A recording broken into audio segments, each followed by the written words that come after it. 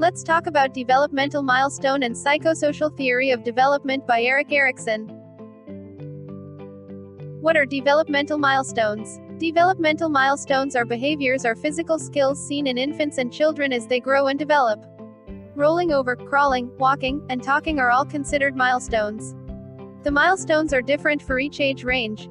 There is a normal range in which a child may reach each milestone. Although each milestone has an age level, the actual age when a normally developing child reaches that milestone can vary quite a bit. Every child is unique. There are 8 developmental stages: infancy, toddler, early childhood, middle and late childhood or school age stage, adolescence, early adulthood, middle adulthood, late adulthood. Developmental milestones act as checkpoints in a child's development to determine what the average child is able to do at a particular age. The main categories of developmental milestones include the physical, mental, social, and communication skills learned at each stage in the child's growth. Erik Erikson, the father of psychosocial development, believed that humans have to resolve different conflicts as they progress through each stage of development in the life cycle. Erikson's theory consists of 8 stages of development. Each stage is characterized by a different conflict that must be resolved by the individual. If a person is unable to resolve a conflict at a particular stage, they will be confronted and struggle with it later in life. Each stage involves a psychosocial crisis of 2 opposing emotional forces. A helpful term used by Erikson for these opposing forces is contrary dispositions. Each crisis stage relates to a corresponding life stage and its inherent challenges. Erikson used the words syntonic for the first listed positive disposition in each crisis, example trust, and dystonic for the second listed negative disposition, example mistrust. To signify the opposing or conflicting relationship between each pair of forces or dispositions, Erikson connected them with the word versus. If a stage is managed well, we carry away a certain virtue or psychosocial strength which will help us through the rest of the stages of our lives. Successfully passing through each crisis involves achieving a healthy ratio or balance between the 2 opposing dispositions that represent each crisis. On the other hand, if we don't do so well, we may develop maladaptation and malignancies, as well as endanger all our future development. Malignancy is the worst of the 2. It involves too little of the positive and too much of the negative aspect of the task, such as a person who can't trust others. A maladaptation is not quite as bad and involves as a person who trusts too much. Psychosocial development refers to the emotional and psychological changes across the life cycle that occurs in the context of the individual's social environment. Psychosocial development, according to Erikson, is that each part of the personality has a particular time in the lifespan when it must develop, if it is going to develop at all. If it failed to develop on schedule, the rest of the development is unfavorably altered. The individual is then hindered from dealing effectively with reality. The first stage is infancy. The crisis is trust versus mistrust. The goal is to develop trust without completely eliminating the capacity for mistrust. If the primary caregivers, like the parents, can give the baby a sense of familiarity, consistency, and continuity, then the baby will develop the feeling that the world is a safe place to be, that people are reliable and loving. If the parents are unreliable and inadequate, if they reject infant or harm it, if other interests cause both parents to turn away from the infant's needs to satisfy their own instead, then the infant will develop mistrust. He or she will apprehensive and suspicious around people.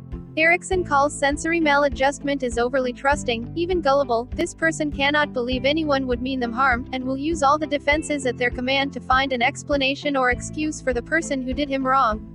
Worse, of course, is the child whose balance is tipped way over on the mistrust side.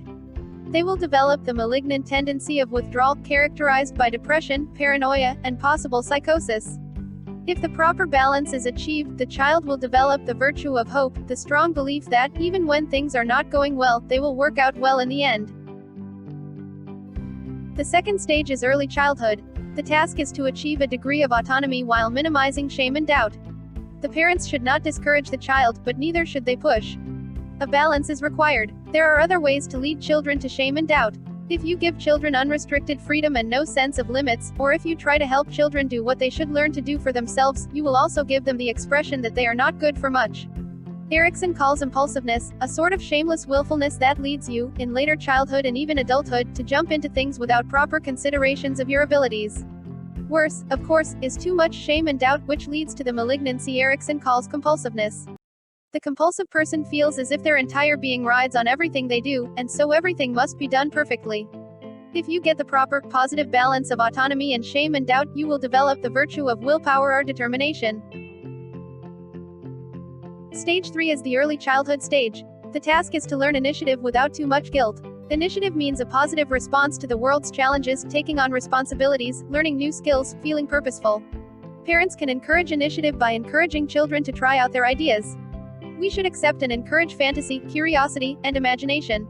Too much initiative and too little guilt means a maladaptive tendency Erikson calls ruthlessness. To be ruthless is to be heartless or unfeeling or be without mercy. Ruthlessness is bad for others, but actually relatively easy on the ruthless person. Harder on the person is the malignancy of too much guilt, which Erikson call inhibition. The inhibited person will not try things because nothing ventured, nothing lost, and, particularly, nothing to feel guilty about. They are so afraid to start and take a lead on a project. They fear if it fails, they will be blamed. A good balance leads to the psychosocial strength, which is courage. Stage 4 is the school-age stage. The task is to develop a capacity for industry while avoiding an excessive sense of inferiority. Children must tame the imagination, and dedicate themselves to education and to learning the social skills their society requires them. If the child is allowed too little success because of harsh teacher or rejecting peers, for example, then he or she will develop a sense of inferiority or incompetence. Additional sources of inferiority, Erikson mentions, are racism, sexism, and other forms of discrimination. Too much industry leads to maladaptive tendency called narrow virtuosity. We see this in children who aren't allowed to be children, the ones that parents or teachers push into one area of competence, without allowing the development of broader interests. Much more common is the malignancy called inertia. This includes all of us who suffer the inferiority complexes. In this stage we have the virtue called competency. Stage 5 is adolescence. The task is to achieve ego identity and avoid role confusion. It was adolescence that interested Erikson first and most. Ego identity means knowing who you are and how you fit into the rest of society. It requires that you take all you've learned about life and yourself molds and into unified self-image, one that community finds meaningful. Role confusion, and uncertainty about one's place in society and the world. When an adolescent is confronted by the role confusion, Erikson says, he or she is suffering from an identity crisis. In fact, a common question adolescent in our society ask is a straightforward question of identity: who am I? There is such a thing as too much ego identity, where a person is so involved in a particular role in a particular society or subculture that there is no room left for tolerance.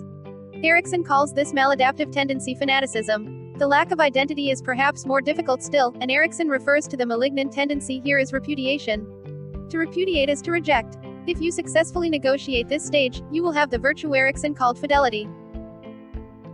The stage of early adulthood are much fuzzier than in the childhood stages, and people may differ dramatically. The task is to achieve some degree of intimacy, as opposed to remaining in isolation. Intimacy is the ability to be close to others, as a lover, friend, and as a participant in society. The fear of commitment some people seem to exhibit is an example of immaturity in this stage. Erikson calls the maladaptive form promiscuity, referring particularly to the tendency to become too intimate too freely, too easily, and without any depth to your intimacy. The malignancy he calls exclusion, which refers to the tendency to isolate oneself from love, friendship, and community, and develop a certain hatefulness in compensation for one's loneliness. If you successfully negotiate this stage, you will instead carry with you for the rest of your life the virtue or psychosocial strength Erikson calls love. The seventh stage is middle adulthood. It is hard to pin a time to it, but it would include the period which we are actively involved in raising children. The task is to cultivate the proper balance of generativity and stagnation. Generativity is an extension of love into the future. It is a concern for the next generation and all future generations. With generativity, the individual, like parent, does not expect to be repaid for the love he gives to his children, at least not as strongly. Few parents expect a return on their investment from their children. If they do, we don't think of them as very good parents. Stagnation, on the other hand, is self-absorption, caring for no one.